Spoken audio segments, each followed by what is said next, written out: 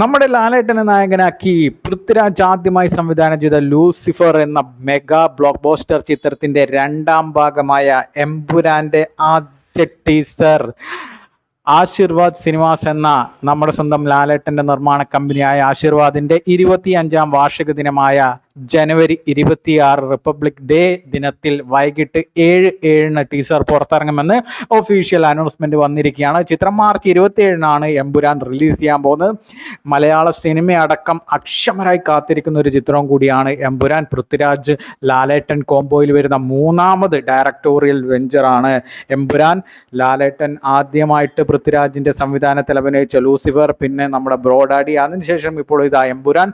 വലിയ ടൈറ്റ് ഷെഡ്യൂളൊക്കെ ആയിട്ട് പൂർത്തീകരിച്ച ചിത്രമാണ് എമ്പുരാൻ. എന്തായാലും നമ്മുടെ സയ്യിദ് മസൂദിനെയും നമ്മുടെ ഖുറൈഷി എബ്രാമിനെയും ഒക്കെ വീണ്ടും ആ വെള്ളിത്തിരയിൽ കാണാനായിട്ട് രണ്ട് താരങ്ങളുടെയും ആരാധകർ അക്ഷമരായി കാത്തിരിക്കുന്ന ഒരു ചിത്രം കൂടിയാണ്. പിന്നെ നമ്മുടെ ടോവിനോ ആയിക്കോട്ടെ, ഒരുപിടി താരങ്ങൾ, മഞ്ജു വാര്യർ, അങ്ങനെ ഒരുപിടി താരങ്ങൾ നമ്മുടെ ഈ സിനിമയിൽ എത്തുന്ന ഒരു ചിത്രവും കൂടിയാണ്.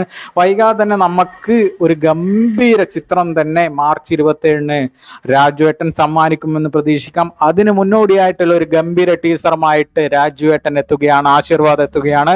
ആശീർവാദിന്റെ 25 വർഷത്തോടനുബന്ധിച്ച് ജനുവരി 26 വൈകിട്ട് 7:07 നമ്മുടെ എമ്പുരാൻ എന്ന ചിത്രത്തിന്റെ ടീസർ പുറത്തിറങ്ങുന്നത്. ജനുവരി 26 ഒരു ആശീർവാദിന്റെ 25ാം വാർഷികാഘോഷത്തിന്റെ ഒരു ഗ്രാൻഡ് ഫംഗ്ഷനും കൂടി നടക്കുന്നുണ്ട്. നമ്മുടെ മലയാള സിനിമയിലെ പ്രമുഖ താരങ്ങൾ സുരേഷ് ഏട്ടൻ, മമ്മൂക്ക, ലാലേട്ടൻ, ദിലീപ് ഏട്ടൻ, ജയറാമേട്ടൻ, അങ്ങനെ പ്രമുഖ താരങ്ങളെ അണിനിരത്തിക്കൊണ്ട് ഗംഭീര ഗ്രാൻഡ് പരിപാടി നടക്കുന്നുണ്ട്.